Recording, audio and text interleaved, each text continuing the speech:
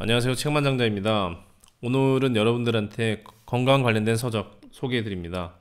책 제목은 이유 없이 아프다면 식사 때문입니다. 라는 책입니다. 미조구치 도루지엄, 김향아 옹김, 카시오페아 출판사입니다. 일본 최고 의사가 목숨 걸고 지키는 기적의 식사법. 스트레스, 우울감, 무기력증, 수면장애, 불안, 식사만 바꿔도 원인 불명 증상의 90%가 사라진다. 20년 내공의 일본 최초 영양요법 전문 클리닉의 노하우. 건강과 활력을 단번에 찾아주는 10가지 습관 리스트. 증상부터 원인 해결책까지 병명 없는 증상 개선을 위해 오늘부터 당장 실천 가능한 올바른 식사법의 모든 것. 다음의 증상 중 하나라도 해당된다면 지금 당장 식사부터 바꿔야 한다. 기분이 쉽게 우울하고 무기력하다. 왠지 입맛이 없고 소화도 잘 안 된다. 잠을 자고 일어나도 늘 몸이 피곤하다. 걱정과 불안으로 심장이 자주 두근거린다. 매사에 짜증이 나고 권태롭다. 당질 제한, 글루텐 프리, 케토제닉부터 장내 환경 개선, 올바른 영양제 섭취에 이르기까지 몸과 마음의 건강과 활력을 되찾아주는 기적의 영양요법. 자, 저자는 미조구치 도루입니다. 일본 최초 영양요법 분자교정요법 전문이고요. 분자교정요법 전문기관 미조구치 클리닉 원장입니다. 후쿠시마 현립의과대를 졸업하고 요코하마 시립대학병원과 국립순환기질환센터에서 근무했다. 일본 최초의 영양요법 전문의로서 활동해온 저자가 20년간 쌓아온 자신의 임상 경험과 의학적 지식을 한데 엮은 책으로 건강에 가장 단단한 초석이 되어주는 올바르고 균형 잡힌 식사의 기본에 대해서 알려준다. 네, 저자가 강조하는 자율신경의 균형은 장에서 시작된다고 얘기하고 있는데 자율신경이 어떤 거고 마음 건강과 어떻게 연결되어 있는지 한번 소개해 드리도록 하겠습니다. 마음 건강의 열쇠를 쥐고 있는 자율신경, 생명유지 반응을 자동으로 제어하는 자율신경, 이유 없이 아픈 몸과 마음의 병을 치료하는 식사법을 소개하기 전에 그 대전제가 되는 사항을 알아보고자 한다. 바로 자율신경이란 무엇인가이다. 인체에는 크게 두 개의 신경이 있다. 수의신경과 불수의신경이다. 수의신경이란 글자 그대로 의도적으로 조절할 수 있는 신경을 말한다. 예를 들어 넘어지기 직전에 발을 앞으로 내딛는 것과 같은 근육의 움직임을 담당한다. 순간적인 반사 행동도 대뇌가 수의신경을 조절하여 대처한다. 이 수의신경에는 운동신경과 감각신경이 있다. 한편 불수의신경은 의도적으로 조절할 수 없는 신경으로 내장의 활동을 담당한다. 예를 들어 도로를 건널 때 반대쪽 차선에서 매우 빠른 속도로 자동차가 달려온다고 하자. 우리는 수의신경으로 그 차를 피할 수 있다. 하지만 이와 더불어 공포를 느끼면서 심장이 두근대거나 목이 마르고 손에서 땀이 나는 반응이 나타난다. 이러한 반응을 일으키는 것이 불수의신경이고 자율신경이다. 자율신경은 기본적으로는 생존과 생명 유지에 관련된 반응을 자동으로 조절한다. 자율신경에도 두 종류가 있는데 교감신경과 부교감신경으로 나뉜다. 쉽게 말하자면 다음과 같이 이해할 수 있다. 흥분하여 활발하게 만드는 교감신경, 몸을 쉬게 만드는 부교감신경. 교감신경은 인체를 활발한 상태로 만든다. 교감신경이 활성화되면 우리는 흥분, 긴장, 스트레스 등의 반응을 보인다. 의욕과 집중력을 높여 싸워야 할 때 우선적으로 작동하는 신경이다. 개체로서의 생존을 위협받는 상황에서는 교감신경이 활발해지고 불안, 초조, 두근거림 등의 다양한 반응이 나타난다.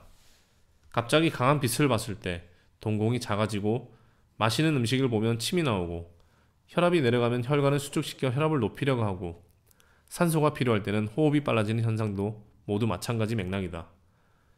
한편 부교감신경은 인체를 안정시킨다. 부교감신경이 활성화되면 우리는 휴식, 편안함, 쾌유 등의 반응을 보인다. 몸을 쉬게 하고 회복시키는 신경이다.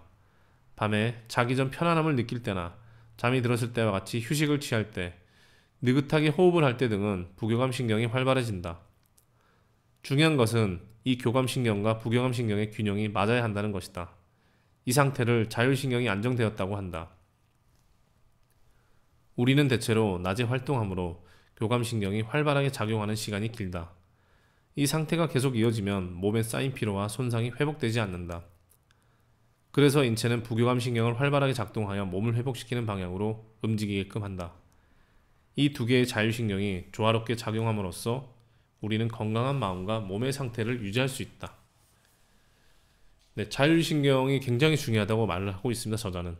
네, 자율신경에는 교감신경과 부교감신경이 있고, 이것은 우리 인간이 원시시대부터 동굴에 살 때부터 사자나 짐승 한테 쫓기면은 몸이 자동 반사적으로 교감신경이 작동해서 투쟁 도피 반응이 일어나는 것과 마찬가지입니다.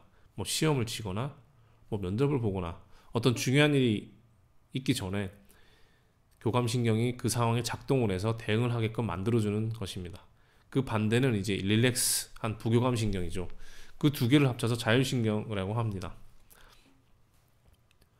자, 어떤 것 때문에 자율신경 균형이 깨지는지 그 장을 또 지목하고 있습니다.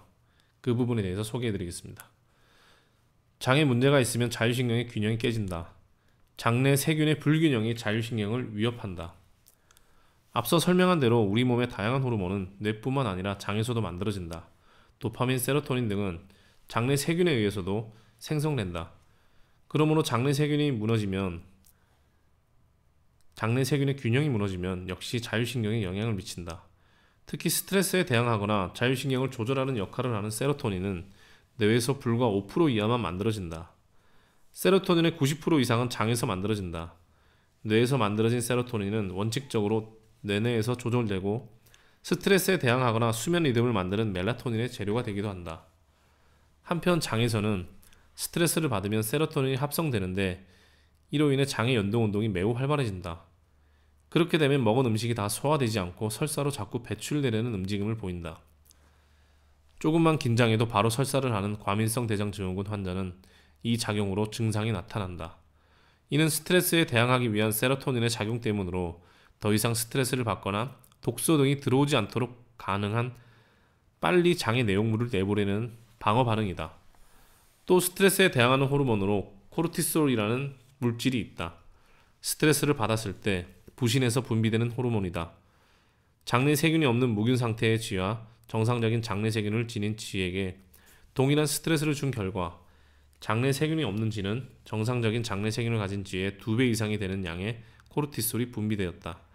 반대로 말하면 정상적인 장내 세균이 있는 쥐는 그만큼 스트레스에 대항하는 힘이 강해 몸의 반응이 적게 나타난다. 또 인간을 대상으로 면역에 관여하는 물질인 IgA의 분비를 조사한 실험이 있는데 실험에 따르면 5분간 안정된 자극을 주자 1시간쯤 후에 IgA가 만들어졌고 또 1시간쯤이 지나니 기준치 정도까지 내려가 후 IgA의 양이 다시 점차 올라갔다. 장과 스트레스의 악순환을 개선하자. 스트레스가 장에 안 좋은 영향을 미친다는 사실은 예로부터 내려온 얘기다. 실제로 옛말에는 배알이 뒤틀리다와 같이 그런 상태를 나타낸 속담과 관용구가 많다. 반대로 큰 두려움 없이 각오를 다지는 것을 배심이 좋다라고 한다. 자율신경의 불균형이 장의 점막과 장내 세균의 균형에 악영향을 미쳐 유해균을 늘게 한다는 사실이 알려졌다. 이처럼 장내 세균의 균형이 무너지면 스트레스에 대한 저항력이 떨어지고 자율신경의 균형을 유지하는 세로토닌의 합성 균형이 나빠진다. 이로 인해 다시 장내 세균의 균형이 깨지는 악순환에 빠질 가능성이 크다. 특히 자율신경 기능 이상 상태에서는 아드레날린에 의해 작동하는 교감신경이 자극을 받으면 장내에 노르아드레날린이 분비된다. 스트레스로 인해 장에서 만들어진 노르아드레날린은 일명 스트레스 호르몬이라 하여 유해균의 병원성을 강하게 만든 사실이 또 밝혀졌다. 또한 장내에는 평소 좋은 영향도 나쁜 영향도 미치지 않는 중간균이 있는데 이 균은 노르아드레날린을 받아들이기도 한다. 이 중간균은 노르아드레날린을 받아들이면 유해균이 되어 평소에는 안정상태인 대장균까지도 폭주하게 만드는 것으로 알려졌다. 그 공격으로 면역력이 떨어질 뿐만 아니라 신경전달 물질의 균형도 더욱 악화된다. 이렇듯 자율신경 기능 이상의 치료와 예방을 위해서는 장내 세균의 균형을 유지하는 것이 매우 중요한데 아무리 장내 세균을 안정시켜도 장의 점막이 약해지면 결국 나쁜 물질과 정보가 체내로 들어온다. 그러므로 자율신경 안정을 위해서는 장내 세균의 균형을 유지하고 점막을 튼튼하게 만들어야 함을 유념해야 한다. 네, 저자는 자율신경 균형이 건강을 유지하고 건강한 걸 느끼는 것에 있어서 굉장히 중요하다고 설명을 하는데 그 자율신경 균형을 유지하기 위해서는 장내 세균의 균형, 장누수 증후군이 없어야 된다고 계속 강조하고 있고 이런 증후군에 걸리지 않기 위해서는 식사를 제대로 해야 된다고 책 곳곳에 설명을 하고 있습니다. 마지막 부분에 저자의 아내가 자율신경 불균형에서 식사법 교정을 통해서 건강을 회복한 사례에 대한 이야기를 소개하겠습니다. 내가 아내에게 이 식사법을 권한 이유. 내가 분자교정요법에 주목한 것은 1998년의 일이다. 나는 원래 마취과 의사로 통증 클리닉 진료소를 이미 개업해 운영 중이었다. 내가 분자교정요법에 관심을 갖게 된 계기는 아내가 둘째를 낳은 후 자율신경 기능 이상으로 쓰러진 경험 때문이다. 당시 아내에게서는 초기 증상으로 현기증과 구역질일 등이 나타났는데 점차 불안감도 호소하게 되었다. 아내의 성격을 잘 알고 있던 나는 아내에게서 정신 증상이 나타난 것이 매우 이상하다고 생각했고 단순히 항불안제 등을 처방받으면 될 일이 아니라고 느꼈다. 그래서 여러가지 치료법을 조사한 끝에 도달한 방법이 분자교정요법이다. 영양요법이다. 실제로 영양요법의 효과는 대단했고 아내의 현기증, 가슴 두근거림, 불안 등은 극적으로 호전되었다. 한편 통증 클리닉을 찾은 환자들의 경우 치료가 좀처럼 잘 되지 않았다.